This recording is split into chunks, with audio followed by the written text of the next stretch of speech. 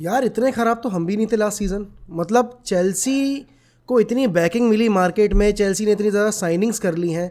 और चलो, हमने ओले गुनार सोल्शायर को जब सेक किया था तो हम एक डायरेक्टर ऑफ फुटबॉल लेकर आए थे, हम एक मैनेजर भी लेकर नहीं आए थे प्रॉपर। यहाँ पर चेल्सी ने ग्राहम पॉटर को अपॉइंट किया जो कि ब्राइटन के साथ इतना बेहतरीन कर रहे थे।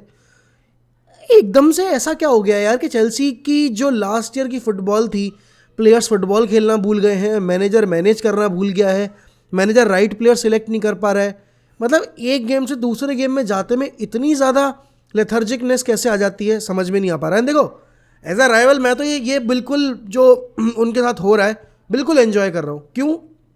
क्योंकि इतने साल जब यूनाइटेड ने इसी तरह का दौर सफ़र किया तब किसी ने आकर ये नहीं बोला कि नहीं we are feeling sorry for United.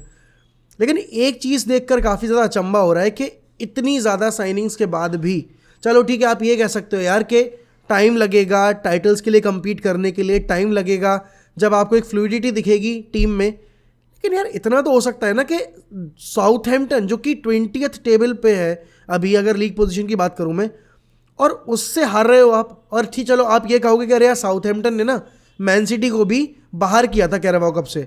हाँ किया था भाई, मैं मना नहीं कर रहा, लेकिन एट द सेम टाइम आप ये भी तो देखो कि चेल्सी ने मुद्रिक साइन किया, जाओ फिलिक्स साइन किया, उनका वेस्ली फोफाना वापस आ गया, उन्होंने बादाशीले साइन किया है, कूलिबली साइन किया है, इतनी ज़्यादा साइनिंग्स कर रखी है, मद्यूके वगैरह।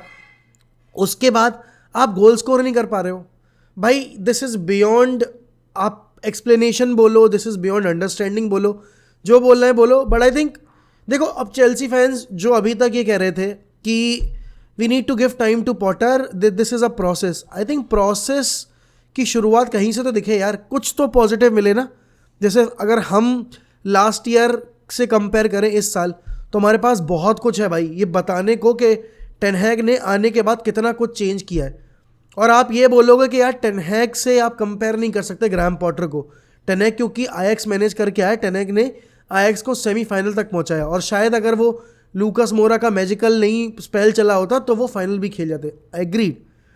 लेकिन यार ब्राइटन को रेलेवेंट बनाकर, ब्राइटन को एक कॉम्पिटिटिव टीम बनाकर, चेल्सी जैसे क्लब में आकर अनलिमिटेड बजट पे इतनी टीम अच्छी बनाकर खड़ी करने के बाद अगर ग्राहम पॉटर क्रम्बल कर रहे हैं, ग्राहम पॉटर अगर मैचेस भी नहीं जीत पा रहे हैं, that is hilarious.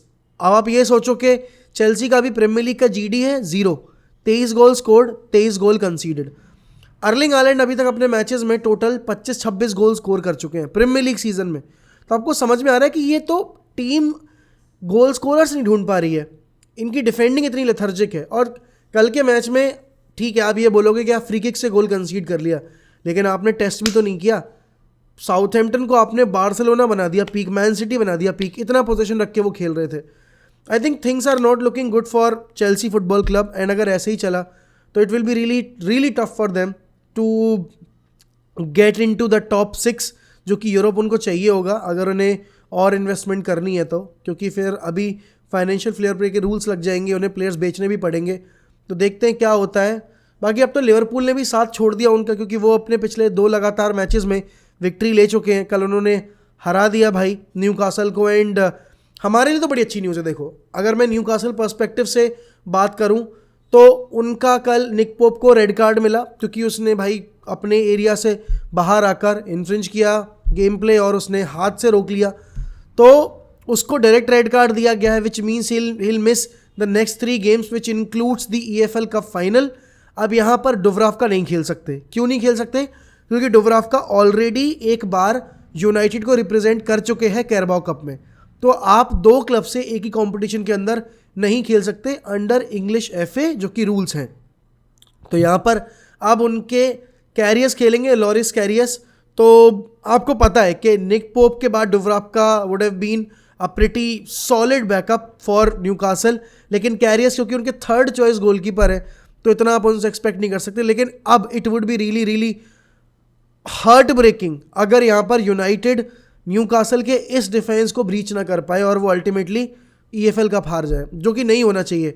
Liverpool are looking good. Liverpool ने कल काउंटर पे खेला और उन्होंने वो और ऑलमोस्ट तीसरा गोल भी स्कोर कर देते अगर निक पोप नहीं रोकते तो। Newcastle is finally dropping the pace, और ये कहीं ना कहीं न्यूकासल का जो एक स्लम्प आया है ना पिछले 4-5 मैचेस में, वो अब हेल्प करेगा आपकी स्पर्स को, इवन लिवरपूल को बेनिफिट कर सकता है अगर लिवरपूल यहाँ से विनिंग रन पे चला जाए। Even Brighton can get into the top 4, even Fulham can get into the top 4। तो अभी न्यूकासल के इस सडन ड्रॉप ऑफ के चक्कर में ना रास्ते खुल गए हैं टॉप 4 के लिए। And United on the other hand अगर मैं बात करूं, यूनाइटेड के लिए एक अच्छा सा कुशन मिल गया है, क्योंकि नाउ अगर वो आज का गेम जीतते हैं अपना लेस्टर के अगेंस्ट, तो they will close the gap on Man City and they will close the gap on Arsenal as well. क्योंकि मैन सिटी ने कल पॉइंट्स ड्रॉप कर दिए नॉटिंघम फॉरेस्ट के against. They had ample amount of chances but they couldn't score more than 1 goal. एंड यहाँ पर देखो, जितना आप अर्लिंग हालैंड को प्रेस कर रहे हो, जितना आप अर्लिंग हालैंड को बोल रहे हो भाई he is a goal scoring machine, वो हैट्रिक पे हैट्रिक स्कोर कर रहा है, बट अर्लिंग हालैंड का जो अवे टर्फ का रिकॉर्ड है वो उतना अच्छा नहीं है। अवे पर उनके गोल्स उतने अच्छे से नहीं निकल कर आ रहे हैं। कल भी उन्होंने 2 बिग चांसेस मिस किए हैं। सिटी कल के गेम में they looked like a shadow of themselves. जो उन्होंने आर्सेनल के अगेंस्ट गेम दिखाया था वो इतना बेहतरीन था। Arsenal dominated the position but City won the game by scoring 3 goals. उन्होंने राइट टाइम पर आर्सेनल को हर्ट किया। कल के गेम में उन्होंने पोजीशन ज़्यादा रखा, चांसेस बनाए, बट वो चांसेस कन्वर्ट नहीं कर पाए। और ये वाले जो गेम होते हैं ना, देखो बड़े बड़े गेम के रिजल्ट तो आपको पता है यार कि वहाँ तो कुछ भी हो सकता है, लेकिन ये छोटी टीमों के अगेंस्ट वाले रिजल्ट होते हैं ना, ये कहीं ना कहीं आपके टाइटल चेस को, टाइटल ड्रीम को हर्ट करते हैं। क्योंकि लास्ट ईयर और उससे पहले तक मैन सिटी इन गेम्स को किल करती हुई आ रही थी। अब आप देखो, एक ही दिन जहाँ आर्सेनल जीतते जीतते वो हारते हारते जीत गई और मैन सिटी जीतते जीतते हार ही गई, मतलब ऑलमोस्ट उन्होंने 2 पॉइंट्स ड्रॉप कर दिए। It's more like a defeat than a draw. तो यहाँ पर आपको समझ में आ रहा है कि प्रेशर अभी ना दोनों टीमों के ऊपर है। एंड आर्सेनल की जिस तरीके से शुरुआत हुई कल के गेम में, they went down in the initial 5 minutes itself. तो आपको पता है कि भाई आर्सेनल की जो मेंटालिटी थी अभी 2-3 गेम से पहले तक, अब वो कहीं ना कहीं क्रम्बल हो रही है। बट कल जो एक कमबैक विक्ट्री उन्होंने निकाली है वो उनको बहुत ज़्यादा हेल्प करने वाली है। एंड नॉट जस्ट बिकॉज कि उन्होंने, आप ये कह लो कि उन्होंने 4 गोल स्कोर किए अगेंस्ट एस्टन विला, वो वाली बात नहीं है। बात यहाँ पर यह कि आर्सेनल ने जिस तरीके से कल अवे टर्फ पर कैरेक्टर दिखाकर और इंजरी टाइम में 2 गोल स्कोर किए अगेंस्ट, देखो आप उसमें बोलोगे कि यार एमी मार्टिनेज की गलती है चौथे गोल पर तो, लेकिन तीसरा गोल तो काफ़ी अनलकी था। अब उसके पोस्ट पर लगकर उसके पीछे लग रही है बॉल और तब वो ओन गोल हो रहा है, तो उसमें ज़्यादा ब्लेम नहीं कर सकते। लेकिन हाँ, उनाई एमरी का मैं गुस्सा बिल्कुल समझ सकता हूँ कि क्यों भाई वो इतना ज़्यादा किलसा हुआ है मार्टिनेज से। आपको पता है कि आपका जीडी भी काफ़ी ज़्यादा मायने रखेगा आपकी लीग पोजीशन डिसाइड करने में, क्योंकि अभी गोल डिफरेंस भी अगर मैं उनसे बैठी टीमों का नीचे देखूं या ऊपर देखूं तो आजू बाजू ही है। यहाँ पर आप अगर 1 गोल और स्कोर नहीं करवाते अपने अगेंस्ट, तो आप थोड़ा सा ये तो सोचते यार कि कम से कम चलो हमने जो सिर्फ तीसरा गोल था जो ओन गोल हो गया उसके चक्कर में मैच हारा, लेकिन आपने चुतियापे में चौथा गोल कंसीड कर लिया। कल के गेम में अदर देन दैट जो एक 2 मोमेंट प्रोड्यूस किया एस्टन विला ने, आर्सेनल का डिफेंस ठीक लगा। Arsenal looked okay in their attack, लेकिन हाँ वो जो एक आपको चाहिए होता है ना कैरेक्टर, वो कल के गेम में कहीं ना कहीं बाकी जो सब्स्टिट्यूट होकर प्लेयर है उन्होंने दिखाया। जैसे फैबियो विएरा का वो पास, और आपको समझ में आ रहा है कि फैबियो विएरा पास देने के बाद ही वो सेलिब्रेटिंग इस पास, क्योंकि उसको पता है भाई कि उसने मार्टिनेली को फ्री कर दिया। Martinelli before scoring the goal you was already celebrating. मैंने देखा वो टॉक स्पोर्ट में, पता नहीं कौन गैब्रियल है वो जो एस्टन विला का प्लेयर है, he was saying that is disrespectful. भैया डिसरिस्पेक्टफुल क्या है? तुम्हारा कीपर चुतियापे में आगे आ रहा है। If the player is scoring a goal that is not disrespectful. He has got every right to celebrate even without scoring the goal, even before scoring the goal. क्यों? क्योंकि ओपन गोल में स्कोर कर रहा है ना वो, तो उसमें क्या बेइज्जती वाली क्या बात है? You guys had your chances but you couldn't capitalize on those chances. Ultimately Arsenal stepped up and they grabbed all 3 points. तो वो आपको समझ में आ रहा है। अब यहाँ पर अगर मैं ये देखूं कि लीग टेबल के हिसाब से क्या कुछ हो सकता है मेरे लिए, देखो Chelsea if they sack Potter, what is the next option? Is it going to be Luis Enrique? क्योंकि अभी अवेलेबल ऑप्शंस के तौर पर लुइस एनरिक है। क्या जिडान को अप्रोच करेंगे टॉड बोली? क्योंकि देखो यार, अगर इस प्रोजेक्ट पे, क्योंकि अभी न्यूज़ ऐसी आ रही है कि they are still backing Graham Potter. ये चीज़ हमने लास्ट ईयर सुनी थी, आपको याद हो जो रोनाल्ड कोमन थे बार्सिलोना के मैनेजर, उनके बारे में भी। लेकिन एक टाइम तक ही जो बोर्ड है वो आपको बैक कर सकता है एक टाइम तक कि आपको टॉलरेट किया जा सकता है। और अगर लगातार गेम दर वीक गेम वीक आप ऐसी परफॉर्मेंसेस डिलीवर कराओगे, इतनी साइनिंग्स के बाद भी आप रोटेशन सही से नहीं कर पा रहे हो, आपका प्लेइंग 11 डिसाइड नहीं हो पा रहा है, तो फिर एक टाइम के बाद यार लोग ना आपको बैक करना बंद कर देंगे। And that's what might happen at Chelsea and Potter might get the sack. हो सकता है अभी ना करें, सीजन के एंड में कर दें और फ्रेश सीजन में आपको एक नया मैनेजर देखने को मिले। लेकिन पता है ये जो अभी चेल्सी के साथ हो रहा है, the same thing has happened with Manchester United.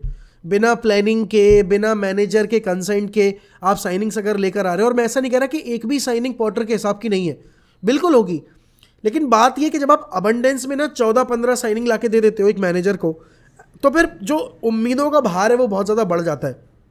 अब देयर आर सर्टेन पीपल जिनको पता है कि चेल्सी हारेगी, तो ऑब्वियस सी बात है दिल get more attention towards them.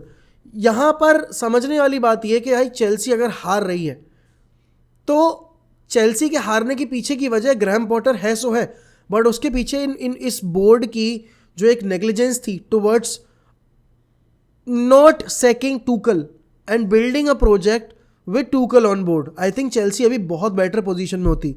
But वो होता है ना कि फॉल आउट हो गया, probably they wanted a puppet at the managerial post and they thought कि Graham Potter is a fresh manager जिसके पास अभी इतना एक्सपीरियंस नहीं है, तो we can control him and you know that they can control him. क्योंकि Tuchel एक बार चैंपियंस लीग फाइनल खेल कर हारा, एक बार चैंपियंस लीग फाइनल में पहुंच कर जीता अगेंस्ट मैन सिटी, उसने लास्ट ईयर 2 कप फाइनल खेले थे, तो इतना ख़राब तो नहीं किया था सीज़न की शुरुआत में भी जितना ख़राब अब हो रहा है चेल्सी के साथ। एंड कहीं ना कहीं Chelsea hierarchy is currently regretting that their decision of sacking Thomas Tuchel, but देखते हैं क्या होता है।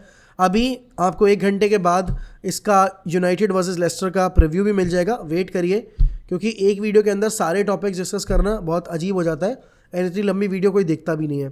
तो मिलते हैं अगली वीडियो में 1 घंटे के बाद, तब तक के लिए goodbye, take care. And आप लोग बताइए कमेंट सेक्शन में कि आपके हिसाब से क्या लिवरपूल टॉप 4 या टॉप 6 में एंटर कर पाएगी या नहीं, क्या न्यूकासल अब यहाँ से ड्रॉप ऑफ करेगी और वो टॉप 4 से और टॉप 6 से भी बाहर हो सकते हैं या नहीं, एंड आपके हिसाब से चेल्सी कहाँ रियलिस्टिकली फिनिश कर सकती है इस प्रीमियर लीग टेबल में, एंड क्या ग्रैहम पॉटर अपनी जॉब बचा पाएंगे या नहीं। Till then bye bye, take care.